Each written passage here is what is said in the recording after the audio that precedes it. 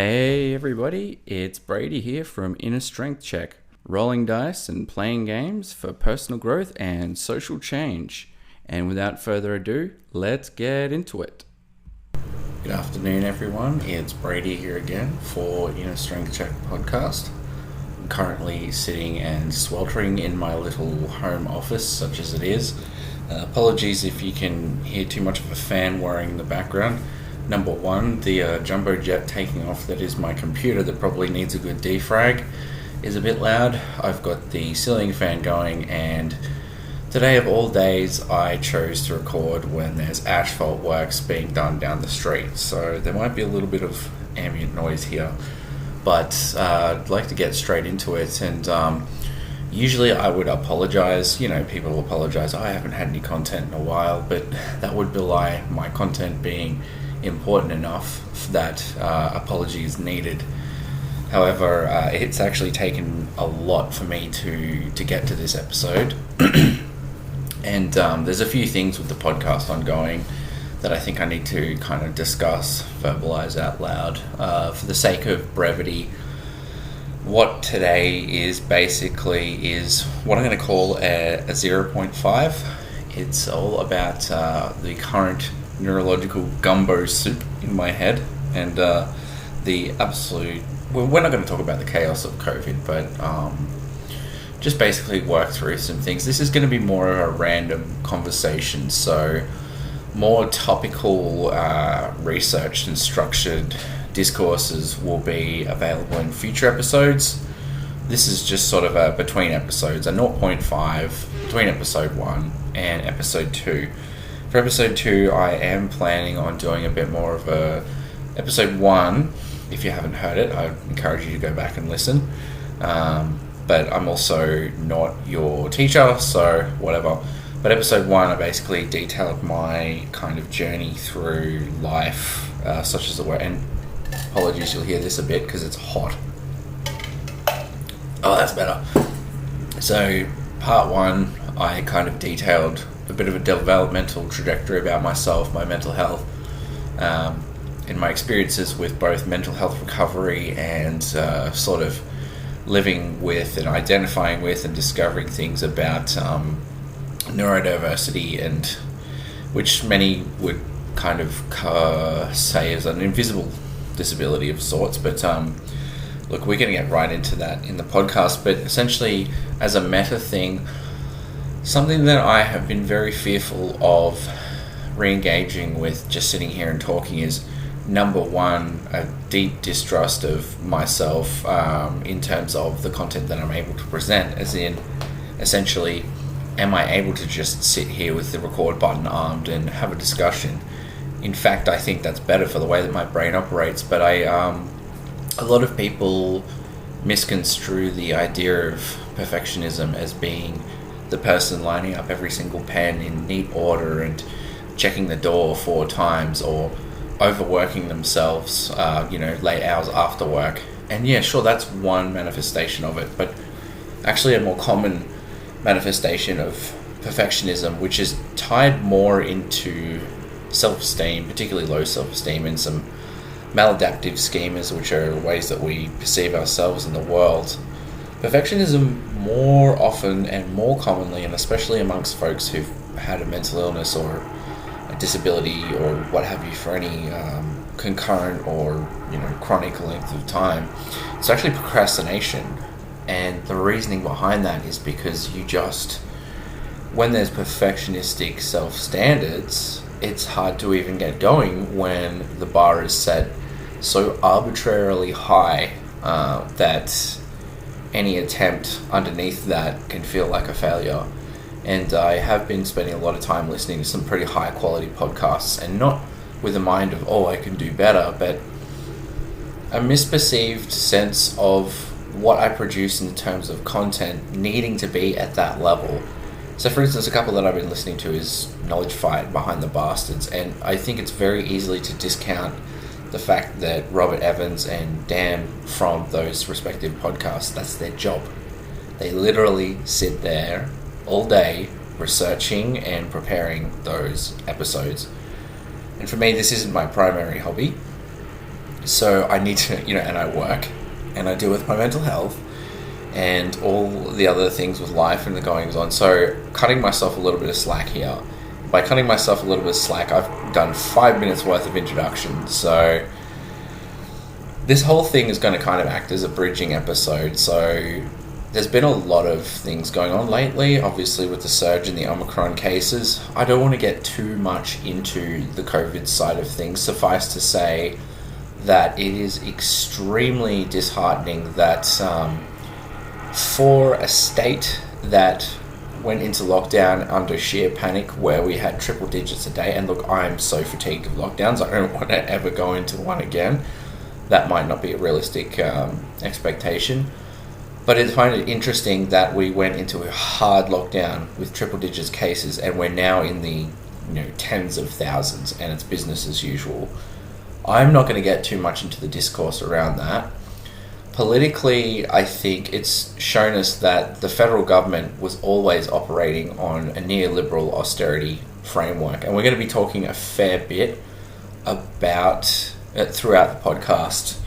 When we zoom out to the macro level, we will be talking a lot about tracing the history of neoliberalism and austerity, because I think it's a very interesting dynamic where you have conservatives who have interest in family values, strong interest in family values and self-expression and libertarianism, and yet that hasn't been married up to a platform of macroeconomics that works. Neoliberalism is essentially it's a very Nietzschean, nihilistic thing. It's this free market ideology that doesn't care.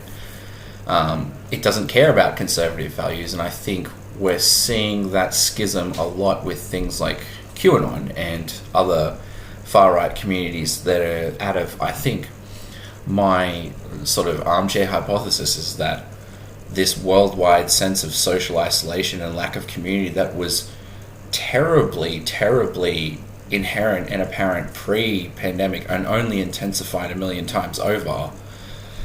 This model of letting the free market, as Mr. Dom of the New South Wales Premier would say, let it rip, letting the virus rip, letting economics rip, it's not sustainable. It's an ideology that was based on a fear of the state having too much power in the Cold War era, and we've kind of let that run away from itself. So if you're wondering why the hell, after such anxiety and control and restriction, that we're just having a laissez-faire attitude to everything, number one, it is political suicide for any premier or member of government right now, given how fatigued we all are, to institute a hard lockdown, I think. But number two, we need to realise as people that this is the expression of neoliberal austerity in action. This is the expression of government that is obsessed with the Reaganomics, a Thatcherist idea that the free market prevails over all. Anyway, I will probably have some more discussions about that in future, and that dovetails into my next point. One of the reasons that I was very want to avoid this podcast is, again, I think it's an issue of specialization versus going with my hyper-focus, going with my tangential thinking, going with my broad interest in many things. I think that erroneously, and I think I alluded to this in the previous episode, and I probably will throughout, my anxiety about doing a podcast is probably laden, again, if we're talking in capitalism, a manifestation of kind of hustle culture and wake and grind or whatever, and success, motivation, all that sort of stuff has really been baked into content creation, to the point where a lot of advice is around, find your market, find your niche, find your audience. And of course, this is a mental health focused podcast. And of course, we're focusing on the intersection of not only mental health and recovery, and also disability and society. Instead of it entirely being that focus, there is also going to be a huge focus on the amazing neurological, psychological, emotional, psychosocial, community and societal, cultural benefits of things that we take for granted, which is simple leisure, hobbies, and engaging with fun and engaging in activities in ways that are meaningful for us. And sometimes that might actually involve a bit of, hustle and grind, but how do we dissociate ourselves from this type A perfectionistic working culture where our hobbies become our detriment? Because I tell you what, that I am very prone to that, and I've seen it a lot in other people, musicians, game masters, even people just simply with a hobby such as pottery, for example. We are so easily influenced by the keeping up with the Joneses of social media in our current climate and isolation and all, that it's very, very easy to kind of regress into this, keeping up with the Joneses sort of state. Sorry about that. I just had to slam some Pepsi Max. I am so addicted to that shit. Anyway, where were we? So, my point here is that I'm kind of doing a pivot because I think the initial drive to have a specialized podcast on, say, gaming therapy or purely a pure sort of A to B, 1-to-1, positively skewed correlation of gaming and the therapeutic value of that, well, I think it's disingenuous for me to have such a narrow, to be honest, focus. And so, I mean, that might drive people away. I've probably already driven away by 11 minutes of drivel so far, but I think having a broader focus sort of fits with my kind of, I guess, from a practitioner and an occupational point of view, it fits with my framework, having a sort of a biological, neurological, psychological, emotional, social focus, but also a broader social worky sociology type perspective, macroeconomics, all that sort of stuff. And some of that, I think, again, is that underlying perfectionism of trying to be all things at once.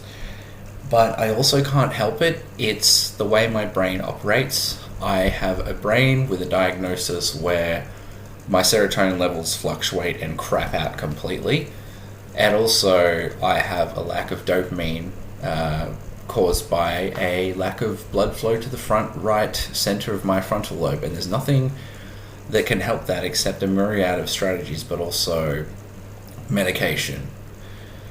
And so things that will induce dopamine that have that, because dopamine, people think of dopamine as a feel-good chemical, and it is, but it's also a approach and a reward chemical. The basic functional purpose of dopamine is not to make us feel good, although it does. It's the body's way of classically conditioning you into going, yeah, do that thing again. Do that thing again. Here's a treat. Do the thing. So if you're lacking in that chemical, anything that provides it for you when you otherwise have a lack of it and you feel like crap, right, is going to provide that.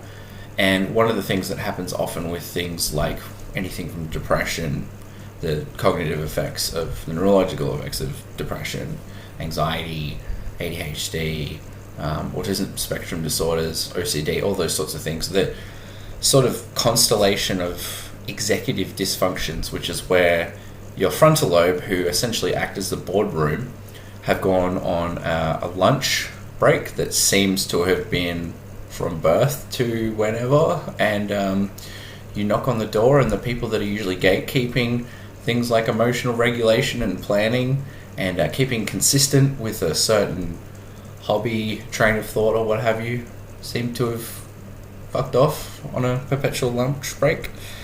So with that, and kind of an advantage of ADHD and things like bipolar and what have you, not only is the creativity, but also when there is an avenue that creates that hyper focus where go with the dopamine. So I think narrowing this podcast down to a purely sort of strategic, boiled down game therapy sort of avenue, it's not going to work for me at all. And if that ends up with a less focused podcast that people aren't going to listen to, well, damn the torpedoes, I say. So on the topic, going back to medication before, Unfortunately, I was thrown under the bus a few months ago with a psychiatrist who previously had a good working relationship with, in fact, the best ever, and they've since left practice, but I wasn't able to obtain a script for my ADHD medication. Now, going back to what we were saying before, that the mechanism of ADHD isn't, just focus, it's a lack of blood flow to the front right frontal cortex. Now, if you want me to focus, how about you inject something that gives me that blood flow, right? So, similar with bipolar. With bipolar, I have fluctuating levels of serotonin, which are caused by things such as excess sodium in my basically in the synaptic space. It's almost like there's an excess of salt water in the head, which is why things like sodium valproate and antiepileptics are useful for bipolar, because it's a similar sort of mechanism. Now, the reason I say that is because for 32 years I've been without that medication, right? I was prescribed it the first time last year, and what I noticed was, so ADHD medication is a stimulant. If you don't have ADHD, it's going to send you off your nut. For me, I didn't notice anything, but that was the benefit. I was going through my daily life and I would be able to do things like wash up without this insurmountable, I can't describe to you the level of frustration and effort everything causes. If I need to do something like wash up or have a shower, it actually involves an enormous amount of cognitive and emotional effort, and I need to repeat that multiple times per day. I'm talking hundreds. And so factor in depression with that, which already has a down-regulating effect on motivation and motor control and emotional capacity and motivation, and you've got this storm of basic human functioning needing to involve just sustained cognitive intentional effort for everything all day, every day. And I tell you what, alongside the backlog of emotional and psychological and existential baggage that presents, especially during the pandemic, it's a lot. And so it's taken a lot for me to get to this point here today, because intertwined with that lack of functionality has been the perfectionism, has been this notion that the podcast needs to be cogent, it needs to be coherent. I even tried to sit down before and write out an entire script, and that's not the way my brain functions. By virtue of being a brain that has some issues with frontal lobe, it means that I've had to adapt to being more in the moment, more spontaneous, more creative, and there are certain advantages that confers. But I guess it's another example of trying to fit a round peg into a square hole, which is what I've been doing my entire life with everything I do.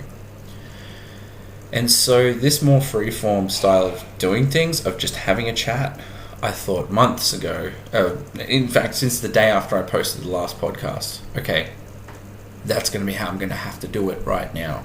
There's so much ambient anxiety and ambiguity out there beyond my own shit. You go to the water cooler and you hear about the current amount of cases. You get emails from work or emails from a concerned family member, or tagged in a post, or you read a post. The ever-shifting sands of the goalposts of restrictions and what you think of those and whether they're appropriate, and diversity of opinions, which can often lead to pretty strong conversations and emotional reactions, and the fact that our social media algorithms are engendered to actually make us react with emotional negativity, not entirely deliberately, but it has been found that processing of negative information online leads to longer attentional there goes my brain, right? there's a longer attentional span when negative information is presented, because that taps into our neurophysiological evolutionary bias of, hey, there's dangerous information. So when you see flame wars and you see 400 comments and it's two people going at it for an hour, it's because they've been given that physiological rise, and it takes a lot longer for that to decay and calm down. And there's a lot more commitment to that than there is, say, a positive post. And I think you'll find that with social media, that when you're kind of ticking along on the newsfeed, right, you might see someone and you might feel bad via consciously or unconsciously through your own sort of, the keeping up with the Joneses that social media can often engender in us, consciously or unconsciously. You might see that a friend got married. Beautiful picture. You think, oh, that's amazing. And if you notice the level of engagement there, it's usually, a love react and whatever on Facebook. Oh, congratulations, that's amazing, awesome. And, you might get a thank you there, but there's not this sort of deep discussion on your opinions on, marriage or whatever. And, well, I don't know, it would, maybe some people do, but overall, I think if you kind of contrast that sort of post with, say, any fucking post from any Australian news media outlet that mentions the COVID word, it's just vitriol, and people latch onto that. And so there's this environment that you're subconsciously subjecting yourself to. And I found actually that I felt, okay, I'm a bit disconnected from my social world. And I had a great extension, which as of today I'm actually thinking of putting back on. It's called Newsfeed Blocker. I took that off and have just gotten straight back into the flood of, things like Facebook and Reddit and what have you are designed to keep you going. We'll talk about the mechanics of those on another episode, because I think it's important for health and mental health and well-being. But essentially, I found myself unconsciously back in the feed, back in the flood of posts. And I started noticing an ambient level of anxiety creeping up that seemed omnipresent, and this omnipresent sense of ambiguity. And I think a lot of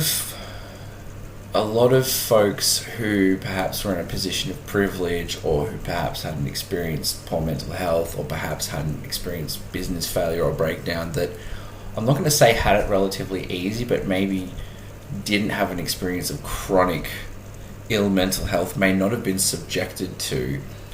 But I think I speak for all of us out there that have been battling with this mental health stuff and in recovery for a long time when I say that it's almost joined the club, right? Like, welcome. Here you are. Have a seat. Yep, this is what it's like. Oh, but the world's so ambiguous and there's no surety to anything. Yep, we're a generation that's been locked into, I think it's 170% less affordable housing than the 70s, a casualized workforce, and stuck in a housing market that's, basically corralled by a top end, and we're paying exorbitant rents as a result. So welcome, enjoy your stay. And that's only some of it. I'm not going to get into all of it. So you can't discount the ambient and stacking effect things like that have on you. And I'm actually of the decision now, I think, because social media has become such a walled garden ecosystem, because the methods of us keeping in touch with each other, no one texts each other anymore. I mean, the only people who text me are appointments that I forget 0.5 seconds after they text me, even if I've put a Google Calendar reminder in. I'll actually put in 3, I'm not kidding, and I'll swipe them all away, forget, and go, oh god damn it. So yeah, and then I usually end up literally paying for that, which is something some people have referred to as the ADHD tax. Anyway, that is besides the point, and I've lost my train of thought. So where am I at? Where am I at personally? It's interesting, right? I've done the DAS, which is the Depression Anxiety Scale questionnaire, and I do it every few months just to see where I'm at. It has never, so the depression scale has never gone down from extremely severe The anxiety scale fluctuates a bit. The stress scale always through the roof. And I find that interesting, and perhaps it's a case of perhaps some sort of, self-schema or psychological emotional defenses, or the effect of my medication, or just the feeling that I'm a social worker, I need to keep on, I need to ensure that other people are feeling safe and their emotional needs are met, blah, blah, blah, blah. But it actually takes me until doing those questionnaires to go, oh yeah, I'm actually extremely depressed. Over Christmas and New Year's, I was extremely sick. Very sick. One of the worst flus I've had in a while. And it was just so hot. It was like 38 degrees. Couldn't go outside. It was that hot. And I was just lying there, just sick, just thinking, come on, man, recover. And, that took my mind off things on the mental health angle. And it's amazing how quickly all that crept back in. The hypervigilance, the perfectionism, the low self-esteem, the ambiguity, the whatever, everything. But I think I'm so used to operating as a quote-unquote functional adult, and I mean functional only in the sense that I have a paying job and I somehow haven't been evicted and I pay my bills somehow, and I'm somehow still in a relationship, and I'm somehow still friends with some people, and I somehow still do stuff like this. I actually don't know how. But I think it's easy, especially for this generation where we don't have a choice. We have to get in. We have to try and compete in this labour market. We just have to try and survive. And in a day and age of a diminishing welfare net, where it's harder and harder to receive the basic support I think all humans deserve in society, we kind of don't have an option. It's not an affordable option to go down that route. So we just have to pull ourselves up by our bootstraps and just get it done. And so we're just working with this emotional backlog that is just piling up and up and up. But we're so used to quote that, Pinterest British picture, keep calm, carry on. We just feel that we have to. And I think that probably one of the reasons I got sick, it was like the only time I had to slow down, my body just caved. My immune system just went, fuck you, I'm going out with the frontal lobe guys and we're going to go party. See you later. So anyway, that's where I'm at. So I'm working through it, and I've been trying everything, meditation, mindfulness strategies, cognitive behavioral therapy strategies, acceptance, commitment therapy strategies, reframing, working on some of those deeper beliefs and schema, doing some strength-based stuff, telling myself I'm going to eat better and exercise better, and I tell you what, none of it's worked. And so there's been a certain level of helplessness, and I think one of the most major parts of my mental health gumbo soup. So I've been diagnosed, well, I haven't been formally diagnosed, but I've previously been diagnosed with generalized anxiety disorder. I've been diagnosed with bipolar disorder, and more recently ADHD, inattentive type disorder. And I'm telling you now, as complex a disorder as bipolar is, and as complex as generalized anxiety can be, as complex as the meshing of those two can be, it is the ADHD that affects me the most daily on levels that sort of start with trying to wash up and scale all the way up to my inherent personality and sense of who I am. And I'm perpetually thankful and grateful for the ADHD diagnosis, especially.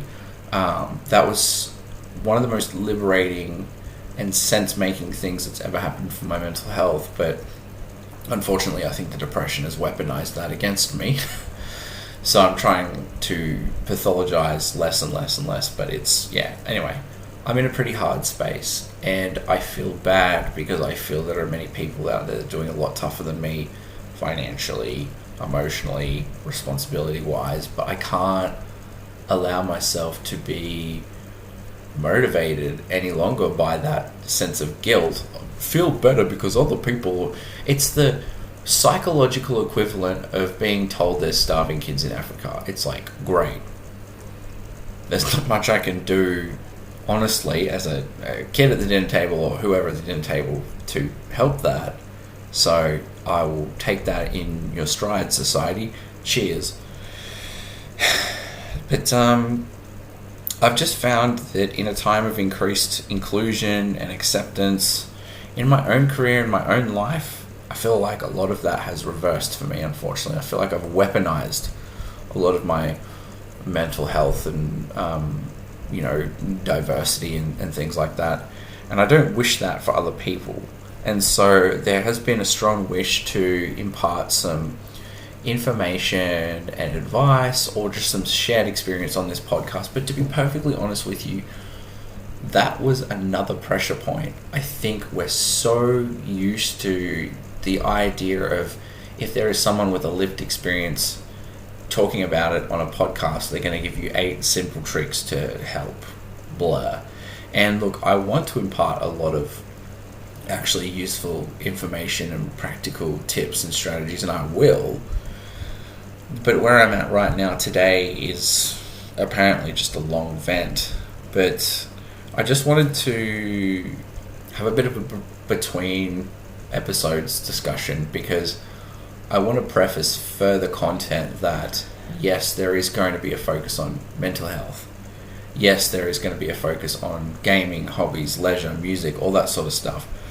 But I just wanted to kind of say out loud that this is going to get a lot more broader than perhaps any target audience would gel with. So I want to be talking a fair bit more about, I think, about music, because I think the thing is originally this podcast I intended to have a strong tabletop and video gaming focus, and that's all well good. They're some of my favorite hobbies, but music is intrinsically linked with who I am at the deepest levels, and so is musicianship. There is something about music that is integral to everything about who I am, in terms of community, in terms of my rocky journey of musicianship, of my previous experiences of writing in a kind of quote-unquote journalistic way, doing reviews, my phenomenological experience of going to gigs, of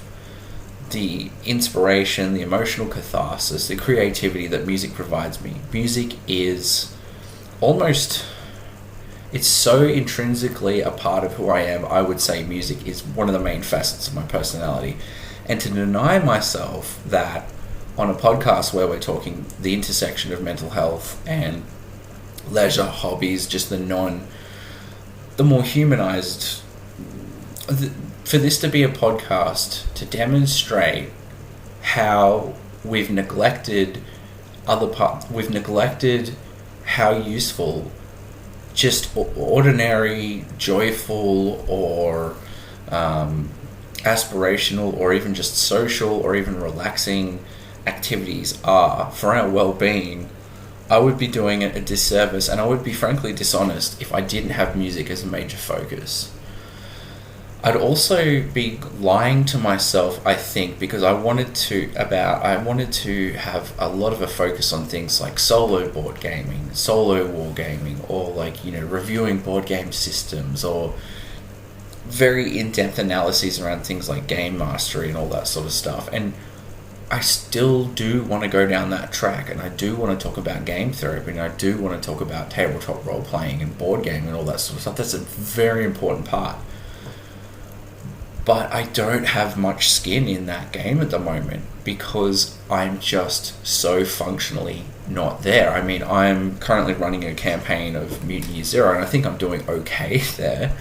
I mean, I'm constantly tripping up on myself in the preparation and playing stages, and we'll talk about that actually, because I'm going to have an honest discussion about how the way my brain works affects GMing on every single level and how difficult it is, and how accessible systems like Mutant Year Zero make it for me. But I think it would be disingenuous for me to dive into kind of deeper and involved discussions around the tabletop role-playing hobby, which I would say after music is my second favorite hobby out there. Well, actually third, exercise. And that's another one. That's another thing. I think I've downplayed the importance of talking about how much nature and exercise mean to me, and how much I think, because I'm a huge hypochondriac, right, if that hasn't already come across. And I think I have a wealth of information to impart around the nexus between mental health, socialization, the neurophysiological benefits of exercise, and just that entire realm of things. I mean, with lockdown over, I'm able to go surfing, I'm able to go to the gym, I'm able to go to nature, and I think those are actually, I think I've relaxed more into introversion and realized I'm not actually an ambivert. I've just been pretending. I pretended throughout my 20s, and now I'm in my 30s. I'm like, dude, I'm not an ambivert. I'm an introvert for sure. I love socializing, but I got to replenish my batteries. And the main way I do that is exercise. So it's not that I'm relegating, say, tabletop role playing as a hobby to a lower tier so much, but I think it would be disingenuous for me to try and push a sort of a game therapy angle, just because that was sort of the initial branding of this podcast. So where am I going with this?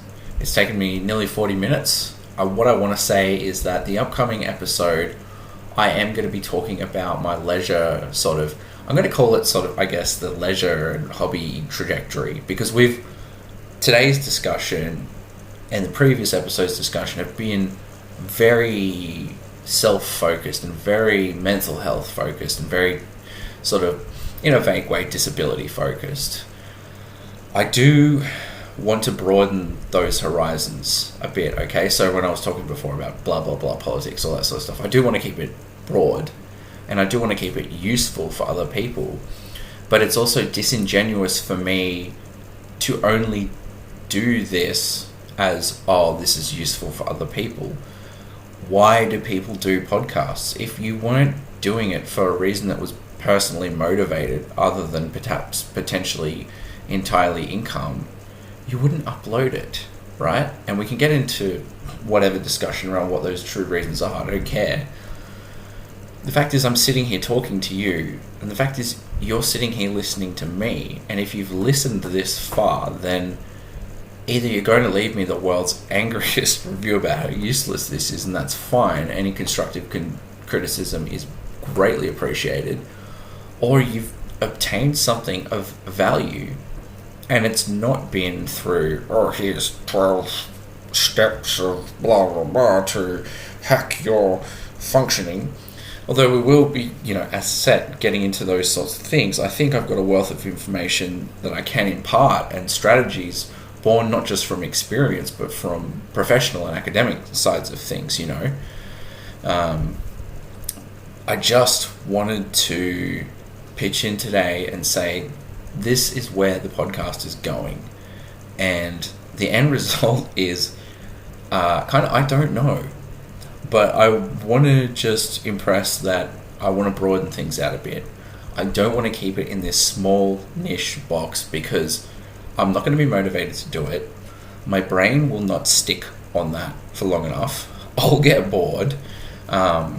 So expect a lot of motion and tangential movement, and I think episode titles will help. There'll be easy categorization. So for the vast majority of people, I'm actually thinking it may be difficult for people to keep along with every episode. So if you're more interested in, say, a musical side of things, there will be very clearly episodes around that. If you're more interested in tabletop role-playing, there'll be episodes around that. If you're more interested in how those enmesh with psychology or mental health or what have you, there'll be episodes around that. Broader societal things, there'll be episodes around that. I also do want to have these kind of between episodes, which I'm tentatively calling Neurological Gumbo soup, because there's a bit of everything in it. And you know what? Probably most of my concerted efforts to keep it at a topic are going to end up like this, and whether or not this is of value, I just have to throw it out there to the wind. And I'm going to intentionally do that today by just uploading this episode as it is, ums, ahs, noise and all. Okay? So next episode coming up will be around sort of my journey through time. Bit of a Ebenezer Scrooge moment. I'm a bit of an Scrooge. Bit of a stooge too. Just a bit of a sort of an analysis or journey through how my hobbies and leisure and interests of that have stayed stable or changed over time. Because I tell you what, 2001 Brady and 2010 Brady would not believe that I play board games or tabletops, you know. So we'll go through that in future episodes. And look, I just want to ask, how are you doing? And I mean that genuinely. And if you're doing well, that's great. If you're doing okay, that's great too. If you're doing poorly, I'm sorry to hear that.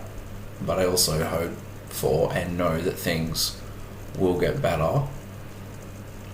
Let's all stay in this together. Let's just power through it. This is a shared struggle. Don't be afraid to lean on any supports or people in your life. Don't feel the need to fully internalize your struggle and feel like you need to go it alone. Those are the 3 P's of depression: permanent, pervasive, and personal. So just remember that I'm here.